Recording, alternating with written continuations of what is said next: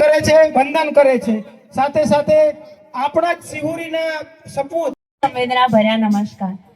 સંઘર્ષથી સફળતા સુધીની આ સફરમાં એનું સન્માન કરતા આ મંચ પર એને લગતી એક કવિતા લઈને આવીશું કે પડકારથી હું ડરીશ નહીં, સ્વવચનોથી પાછી પડીશ નહીં.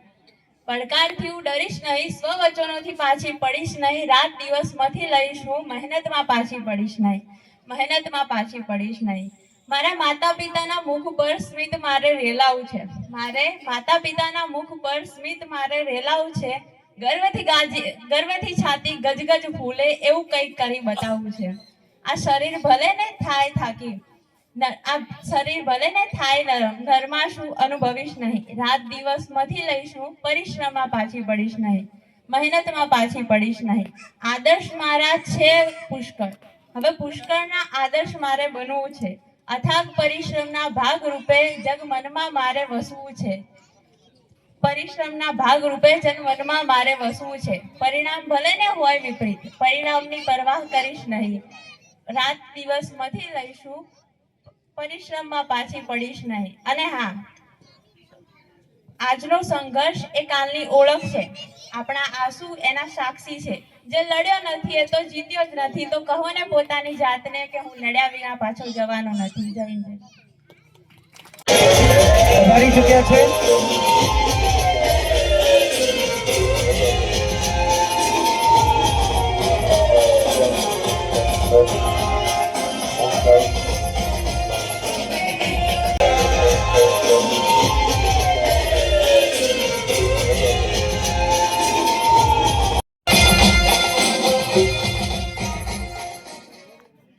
સમસ્ત ગુજરાત નહીં પણ આખા ભારતભરમાં જેમનું નામ ગુંજે છે એવા સંજયભાઈ રાવલ સાહેબ આપણી સમક્ષ પધારી ચૂક્યા છે. સમસ્ત ગામજનો આ મંડળ એમનું ખૂબ ખૂબ સ્વાગત કરે છે, એમને અભિનંદન કરે છે.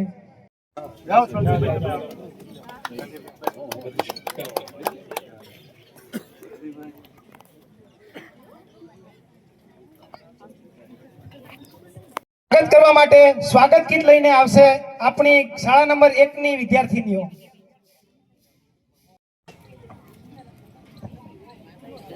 સાહેબ શ્રીનું આ ગામ, આ ગૌ માતાએ જે જગ્યાએ જીવંત સમાધિ લીધી છે એવું આ ગૌધામ, ગૌનગરી ખૂબ ખૂબ હાર્દિક સ્વાગત કરે છે.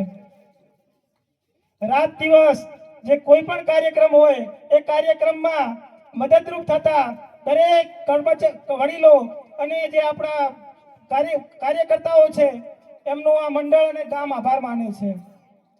સાથે સાથે ઉપસ્થિત અહીં મહેન્દ્રભાઈ, સુરેશભાઈ, અરવિંદભાઈ ઠાકોર સાહેબ,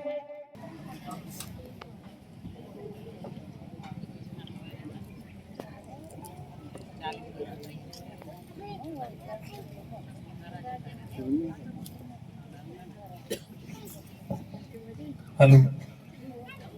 ગૌ માતાની આજે આપણે સમસ્ત સિહોરીના ગ્રામજનો અને વિદ્યાર્થીઓ, માતાઓ, બહેનો સૌ એક સુંદર કાર્યક્રમમાં ઉપસ્થિત થયા છીએ. સમસ્ત સિહોરી ગામ ઉપર જેમની અસીમ કૃપા છે એવી આપણી વાદળી ગૌ માતા, વાદળી ગૌ માતાના સાનિધ્યમાં આપણા સિહોરી ગામના વેપારી મંડળ અને સમસ્ત યુવાનોએ એક સુંદર કાર્યક્રમનું આયોજન કર્યું છે. આમ તો જ્યારથી આપણે વાદળી ગૌ માતાના સેવામાં, ગૌ માતાની સેવા કરવા લાગ્યા અને કંઈક સારા ઉદ્દેશથી બધા ભેગા થયા ત્યારથી આ ગામનો વિકાસ થવા લાગ્યો છે. આપને સૌને ખ્યાલ હશે કે થોડા સમય અગાઉ સિહોરી એક ગામડા જેવું બની ગયું હતું. શૈવ દક્ષિણમ વર્ષમ તદ ભારતમ નામ ભારતી યત્ર સંતતિ. જય બોલો ભારત માતા કી જય. થોડી જોરદાર હોવી જોઈએ હો. ભારત માતા કી. વાત બોલ કે શબ્દ એક શોધવું ને સંહિતા નીકળે અને કૂવો ખોદું તો આખી સરિતા નીકળે. જો જનક જેવા આવીને હળ હાકે તો જો ધરતી માંથી સાહેબ સીતા નીકળે. અને હજુ ધબકે છે કે ક્યાંક લક્ષ્મણ ગીરી રેખા, કે રાવણ જેવા ત્યાંથી બીતા બીતા નીકળે અને સાવ અલગ જ તાસીર છે સાહેબ ભૂમિની કે અહીંયા મહાભારત વાવો અને ગીતાજી નીકળે. ગૌ માતા ભગવાન શ્રી કૃષ્ણની પણ માતા છે અને એ વેદ લક્ષણા ગૌ માતા નું અહીંયા એકમાત્ર એવું મંદિર છે અને વિશ્વની અંદર કદાચ કોઈ જગ્યાએ એવું જોવા મળે કે જીવંત ગૌ માતાએ સમાધિ લીધી હોય તો એ એકમાત્ર અહીંયા છે ને આપણે માં ભગવતી ગૌ માતાના સાનિધ્યમાં છીએ. તો પહેલા તો સૌપ્રથમ બોલો ગૌ માત કી જય. જ્યારે બાળકો અને આપણા ગામના યુવાનો સરકારી વ્યવસ્થામાં ગોઠવાયા હોય, એમનું સન્માન થતું હોય, તો આપણે માતાજીને જય જોરથી બોલાવીએ. બોલાવું ફરી? બોલો ગૌ માતા કી. સિહોરી વેપારી મિત્રો દ્વારા સતત બીજા વર્ષે આપણા ગામના નવનિયુક્ત કર્મચારી મિત્રો, ધોરણ 10 અને 12ના તેજસ્વી દીકરા દીકરીઓનો સત્કાર સમારંભ આજે આપણા વાદળી ગૌ માતાના સાનિધ્યમાં રાખ્યો છે. ત્યારે આપણને બધાને એમનું વક્તવ્ય આપશે. આપણો કાર્યક્રમમાં હજુ સન્માન તો બાકી જ છે ધોરણ 10, 12 અને દાતાઓના, પરંતુ આપ બધા પણ થનગની રહ્યા છો કે આજના આપણા ગુજરાત ભારતભરમાં જ એમનું નામ પ્રચલિત છે એવા સંજયભાઈ રાવલને આપણે સાંભળવા છે. તો ચલો આપણે સંજયભાઈ રાવલનું વક્તવ્ય સાંભળીએ.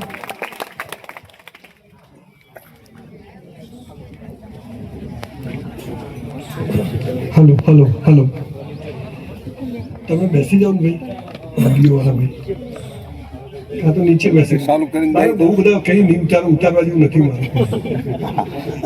ઉતારવા જેવું નથી કે મારો નંબર આવ્યો ખરો હો. હવે તો બધો આવશે કે નહીં આવે? મને ખોટો બોલાવ્યો છે. ગૌ માતાનું વિશ્વમાં જે ગામમાં સૌથી વધુ મહત્વ હોય એવા ગામમાં આવવાનું મને ગૌરવ છે અને આપ લોકોએ મને બોલાવવા માટે આપ સૌને ખૂબ ખૂબ આભાર. જોશી બંધુઓ જે ગૌશાળા હોસ્પિટલ બનાવી રહ્યા છે એમાં 1,11,111 મારા તરફથી કરતોલી સ્કૂલની તો ફૂલની પાંદડી. મેં લગભગ આખી દુનિયામાં 2600 પ્રોગ્રામ કર્યા, પણ આવો આ પહેલો પ્રોગ્રામ છે બપોરે 1 વાગે વસ્તી ભેગી થાય.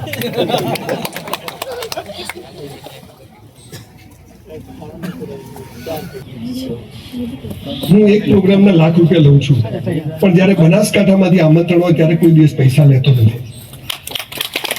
લાખ રૂપિયા લઉં છું કે ડોનેશન આપું છું. મારે કોઈ આ ધંધો નથી મારો, ઈશ્વરે મને મારી ઓકાતથી વધારે આપ્યું છે. પણ અહીં જે આ દીકરા દીકરીઓ બેઠા છે એમના માટે હું આવ્યો છું. એ ગરીબ ઘરમાં હું જન્મ્યો. હું જાતે બ્રાહ્મણ નાત જાતમાં માનતો નથી, પણ બ્રાહ્મણ કુળમાં જન્મ્યો. અને કોઈ પણ વાર્તામાં શું લખેલું આવે? એક દરિદ્ર બ્રાહ્મણ હતો. બ્રાહ્મણ થાલો ગરીબ જ હતો, એટલે વાણીઓ થાલો પૈસાદાર હતો. હું એકચ્યુઅલી આ વાર્તા લખવાનો હોદું જ થાલો જડતો નથી. હું તો મારી મર્સિડીઝ બતાવું કે જો આને ગરીબ બ્રાહ્મણ કહેવાય. એ ગરીબ ઘરમાં જન્મને એક દિવસ મેં મારી બાને પૂછ્યું, મારી બા સ્કૂલ નથી કે 500 ભજન ડોસી મોઢે ગાય છે. એ મારી માને પૂછ્યું કે બા આપણે ગરીબ કેમ છીએ? બધા પાસે પૈસા છે, આપણી પાસે કેમ નથી? ત્યારે મારી બાએ બહુ સરસ જવાબ આપ્યો. મને કે બેટા આપણે ગયા જન્મમાં હારા કર્મ નતા કર્યા ને એટલે આપણે ગરીબ છીએ. તો મેં કીધું હવે શું કરું? મને કે હવે હારા કર્મ કરો, બધું સારું કરો. પણ બધું કેવી રીતે થાય? મને કે ગૌ માતાની સેવા કર, મંદિરમાં ઘંટડી વગાડવા જા, ચપ્પલ ગોઠવ, બાપજીની પૂજા હોય તો ત્યાં આગળ પ્રસાદી વેચવા જાય, કીડિયારું પૂરવા જાય, લે લા થોડો લોટ લઈને જાય. આવું નાનું નાનું કામ કર. આપણે કોઈ પૈસા તો છે નહીં. એક રૂમનું ઘર, ઘરમાં સંડાસ બાથરૂમ નહીં, તળાવ પર જવાનું, ઘરમાં પંખો નહીં. બહુ શરમ આવે કે ગમે એટલી ફિલોસોફી મારો ને પૈસા વગર કશું નથી, બધું તેલ લેવા જાય બાકીનું બધું. એક દાડો બાપાને કીધું સાયકલ લાવી આવો, સ્કૂલ ચાલી બહુ દૂર, આપણે ગરીબ હોઈએ એટલે ભગવાન તકલીફો હોતી ના લે. એટલે ગામના આ છેડે ઘર ને આ છેડે સ્કૂલ ચાલા હેરતા હેરતા જવાનું 1 કલાક થાય. વરસાદ આવે, ગરમી પડે, ચપ્પલ ના હોય, સેફ્ટી પિન મારીને પકડવાના. એક દિવસ મારા બાપાને પૂછ્યું, મેં તું સાયકલ લાવી આલો યાર. મને કે હું દરજી, મારા બાપુજી દરજી કામ કરે કોટલા ઉપર. હું તમને બધાને વાત કેમ કહું છું ખબર છે? જીવન ગમે ત્યારે શરૂ થઈ શકે છે. મનસીએ બહુ સરસ વાતો કરી, તમે કદાચ ધ્યાનથી અથવા મારા પહેલા બી જે લોકો બોલ્યા બહુ સરસ બોલ્યા. મારા બાપાને કીધું સાયકલ લઈ આપો નહીં તો સ્કૂલ નહીં જવું. એ દિવસે મારા બાપાએ મને જે વાત કરી, and that was the turning point of my life. મારી આખી જિંદગી બદલાઈ ગઈ. 8મા ધોરણ મને કે સાલા કોઈ કરોડપતિ ત્યાં જન્મ્યો હતો, સાલી વાત સાચી, હું શું કરવા હાલા મુકાબીન તો જન્મ્યા હતો, કોઈ તકલીફ જ નથી. પણ મેં કીધું એ તો મારા હાથમાં નથી. મને કે બધું તારા હાથમાં છે. મેં કીધું કેવી રીતે? મને કે ખૂબ કસરત કર, ખૂબ ચોપડીઓ વાંચ, તન અને મન સારું હશે ને તો ધનના ઢગલા થઈ જશે. તન અને મન. આજે મારી 60 વર્ષની ઉંમર છે સાહેબ, 100 ટન મારું છું. કેટલા? 100 દિવસ. નો ડાયાબિટીસ, નો બ્લડ પ્રેશર. અને હું આપણા છોકરો જોઉં, મેં કમીન છે, 5000 પુસ્તકો વાંચ્યા, તમારી સામે ઊભો છું. રહેવા માટે ઘર નતું, લોકો માટે બંગલાઓની સ્કીમ કરું છું. બાપુજીની ઓટલા પર દરજીની દુકાન, અત્યારે મારી 200 દુકાનનું કોમ્પ્લેક્સ બને છે. સ્કૂલમાં ફી ભરવાના પૈસા નતા, અત્યારે આણંદ પાસે 1100 વીઘામાં 2500 કરોડની યુનિવર્સિટી બનાવું છું. શું થાય? દીકરા દીકરીઓ આપણને છે ને કોઈ કહેતું જ નથી. આપણે હિન્દુ થઈ ગયા, મુસલમાન થઈ ગયા, પટેલ થઈ ગયા, ચૌધરી થઈ ગયા. ભગવાને તો કોઈ માણસ બનાવીને મોકલ્યો છે. 300 ધર્મ અને 3000 સંપ્રદાયો બનાવી દીધા. ડુંગળી ખવાય, બટાકા ના ખવાય. એટલે મોહમ્મદ પૈગંબરે બી એક ઇસ્લામ બનાવ્યો, ત્યાં 72 ફિરકા છે. દિલ હે કે માનતા નહીં, ત્યાં ડિસેન્ટ છે. હિન્દુ ખતરામ છે, મુસલમાન ખતરામ છે, પટેલ ખતરામ છે, ચૌધરી કોઈ ખતરામ નથી. ગરીબ ખતરામ છે. જેની પાસે 25,000 રૂપિયા નથી, માણસ હિન્દુ હોય મુસલમાન શું ખતરામ? આ બનાસકાંઠામાં જન્મ્યો છું, બનાસકાંઠામાં મોટો થયો છું, પાલનપુરમાં. 400 રૂપિયામાં પાલનપુરમાં એક હોટલમાં હું વેટરની નોકરી કરતો હતો. બ્રાહ્મણનો છોકરો છું. 3 વર્ષ મેં સંડાસ બાથરૂમ સાફ કર્યા. કોઈ કામ નાનું નથી હોતું, પણ પોનના ગલ્લે નવરા બેહી રહેવું ને સૌથી હલકું કામ હોય. એક ગરીબ ઘરમાં જન્મી 3 વર્ષ પાલનપુરની હોટલ મહેતામાં મેં વેઇટરનું કામ કર્યું. અમે 4 વેઇટર હતા. મારી સાથે વાળા 3 જણા, એક મરી ગયો દારૂ પીને, એક જીપો ચલાવે છે, એક હજુ વેઇટર છે. હું તમારી સામે ઉભો છું, જેની અમદાવાદમાં સિંધુ ભવન રોડ પર નંબર 1 અને નંબર 2 બે હોટલો છે, જેમાં 300 વેઇટરો મારી હોટલમાં કામ કરે છે. હું મારી કોઈ યશ ગાથા ગાવા નથી આવ્યો, પણ 84 લાખ યોનિઓમાં જખ મારીને ત્યારે એક મનુષ્ય જન્મ મળે છે. અને એમાં નાક કાન બધા સ્પેર પાર્ટ ઓકે હોય ને તો લોટરી છે. હું શું કરું? પ્લગમાં આંગળી ઘાલ દેવાની. માં તો કોઈ સપોર્ટ જ નથી. તને ભિખારી નહીં જ મળે સપોર્ટ. ભગવાને કોઈ દલિત, રજપૂત, બ્રાહ્મણ, વાણીઓ નથી બનાવ્યો, આ માણસે બનાવ્યો. આ બધાથી ઉપર ઉઠી અને એક એવી વાત છે કે જેનાથી સૌ કોઈ પ્રગતિ કરી શકે છે. તમને 2 મહિના જુઓ, ખરેખર તો આજે આયોજકો કોણ, મારા મેનેજર જોડે વાત કોણ કરતું? આમની માટે એક જોરદાર તાળી પાડો, જોરદાર તાળી પાડો. સૌથી વધારે મારા તારીખે અંતિમ ઉભા થયા. આખી ટીમમાં મારી તારીખો સેટ નથી થતી. 2 વાર મેં ના પાડી, પછી પૈસાની વાત થઈ, પછી પેલા મેનેજર સાલા બનાસકાંઠાનો માર ખવડાવ્યો. પૈસા વિશે કહેતો નહીં, તો આવવા પડે. માતૃભૂમિ ને માતૃભાષા માટે જે જીવે ને કદી દુઃખી ના થાય. અમારી માતૃભૂમિ છે બનાસકાંઠા. એમને એટલો પ્રયત્ન કર્યો, તારીખો સેટ નથી થતી. મારે બાજુ 1000 માણસ હોય તો જેવું એવું બધું અમારી ટીમે ગોઠવેલું. અહીંયા મને ખબર કે સિરો 100 માણસ થાય તો ઘણું કહેવાય. તો એ ભાઈ કે ના જાણે છોકરીને લગન, નાના સાહેબ ઓમ કરો તેમ લોહી પી ગયા ભાઈ. અને છેલ્લે આજની તારીખ સેટ થઈ અને બપોરે 1 વાગે તમને નવાઈ લાગશે, હું 12:30 વાગે આવી ગયો. તો આપ મહાન લોકો મોડા આવ્યા. હું તો આવીને જોશીજીના ફાર્મ હાઉસ પર બેઠો હતો. હળવા મોટે કીધું કે સાહેબ અમારથી હવે આ કાર્યક્રમ પોસ્ટપોન થયો છે. મેં એવો શબ્દ વાપર્યો. તો એમનો થોડી વાર મારા ઉપર ફોન આવ્યો. મને કે ભાઈ તમે બોલતા હતા ને એમાં મને કંઈક ડાઉટફુલ લાગી. ભાઈ પોસ્ટપોન નથી કર્યો કાર્યક્રમ. મેં સાહેબ સાચું બોલું કે બોલી જાઓ ને ભાઈ? કીધું સાહેબ અમારી જોડે પૈસા નહીં, અમારી જોડે પૈસા નથી. મને કહેતો ભાઈ ચોખે ચોખ્ખું એમ કોણ પૈસા નહીં? સંજયભાઈ રાવલને પૈસા નથી જોઈતા. સંજયભાઈ રાવલને બનાસકાંઠાની ભૂમિના જે સંતાનો છે એમને કંઈક આપીને જવું છે આ ધરતી ઉપરથી. તો અમને કીધું કે તમારા પૈસા નથી જોતા, મારે સંજયભાઈ રાવલ આ કાર્યક્રમ કરશે અને તમે તારીખ કરો ને સંજયભાઈ આવશે. તો એ નિમિત્તે સમસ્ત ગ્રામજનો આ સંજયભાઈની તાળી વગાડીને અભિનંદન કરો કે આપણને આપણા જે મંડળ ચાલે છે, મંડળ જોડે કોઈ ફંડ નથી. મંડળ આ જે 1000-1100 લખાયા છે એમાંથી થોડો ઘણો જે ખર્ચો મંડપનો થાય કરી, પણ તેમ છતાં પણ સંજયભાઈ સાહેબ આપણા વચ્ચે ઉપસ્થિત રહ્યા અને આવું ભવ્ય અકલ્પનીય જે આપણને સંદેશ આપ્યો અને આ સંદેશ ઉતારજો મગજમાં. શ્રી મહેશભાઈ જયરામભાઈ જોશી દ્વારા કાર્યક્રમની આભાર વિધિ કરી અને કાર્યક્રમને પૂર્ણ જાહેર કરવામાં આવશે. પણ તે પહેલા આપણે ચા નાસ્તો કર્યા સિવાય અહીંથી હલવાનું નથી. અને આપણે જે સંજયભાઈ રાવલ સાહેબે આપણને એક સોગંદ ખવડાવ્યા છે કે રોજ માતા પિતાને પગે લાગવાનું છે, આવું આપણે 1 વર્ષમાં રૂટીન કરી અને પછી પાછા 1 વર્ષ પછી આ સાહેબશ્રીને આપણે બોલાવવાના છે અને એમને આપણે ક્લેરિફિકેશન આપવાનું છે કે સાહેબ તમારી આગળ જે અમે